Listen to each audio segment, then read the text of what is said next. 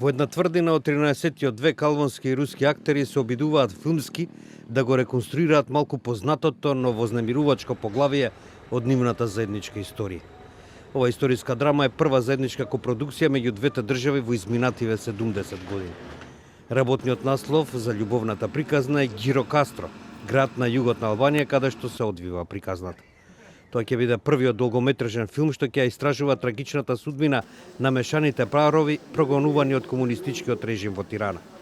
Проблемот започна откако Тирана ги прекина врските со Москва во 1961 година и преку ноќ ги претвори младите албанци со сопруги од Советскиот сојуз во осомничени предавници.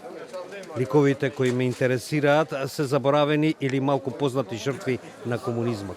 Странци држени во Албанија и дивјачко гонети од режимот, вели Исмел Кадаре, романсиер и поет кој има добиено низа литературни награди и редовно е кандидиран за Нобелова награда. Тој го напиша сценаријето заедно со рускиот сценарист и режисер Юрий Арабов. Это фильм о человечности, о жестокости и о любви, которая в конечном счете все преодолевает и должна преодолеть жестокость. Во 50-тите години од минатиот век многу албански мажи студирале во Советскиот сојуз и во други земји од тогашниот комунистички блок, а некои од нив се враќале дома со руски, полски, унгарски или бугарски партнерки.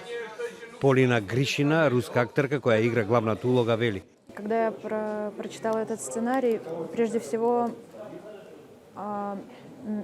меня тронуло то, что это действительно очень похоже на жизнь. Режисерот Араков го пишува филмот како почит на сите невини жртви на тоталитарните режими.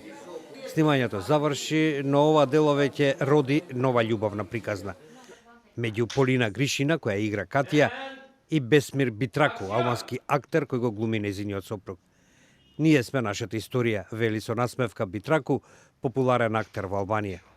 Лорета Мокини, копродуцентка на филмот, пак вели: љубовта е слепа, не се учи од историјата.